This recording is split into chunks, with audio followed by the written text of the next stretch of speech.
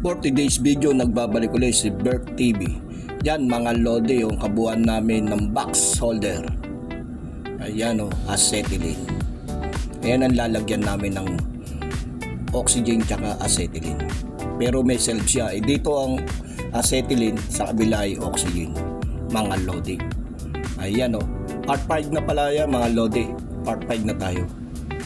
Yan mga lodi Yan, nilagyan ko na siya ng bracket. Yan mga lodi tingnan nyo, pinelding ko lang siya. Yan yung sa walling, pinatibay ko siya ng gusto. Kailangan maganda yung pagkaka-welding na hindi siya mabubuwal pagdating sa swell mga lodi. Ayan pati sa gitna lahat pinupull wave ko na siya mga lodi.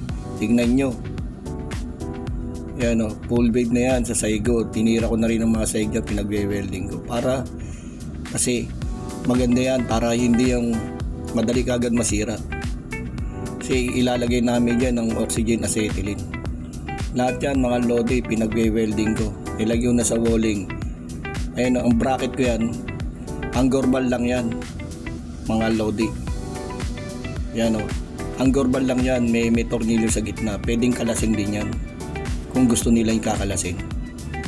Yan mga lodi tignan nyo, talagang pinatitibay ko yan ang gusto para pagdating ng swell hindi kaya ng timbagin. Kailangan na matibay yan pag-welding mo. Ayan na part 5 na tayo mga lodi.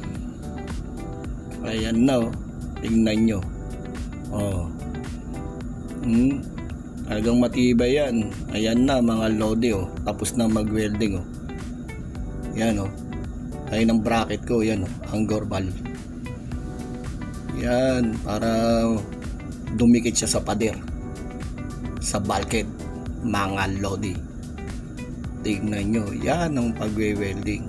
Yan tapos na yan mga lodi. Yan mga lodi, tignan nyo. Yan yan ang sinasabi kong anchor bar, may tornilyo sa gitna mga lodi. Yan yan mga lodi. Tingnan nyo. Ayan, napakasimple lang yan mga lodi.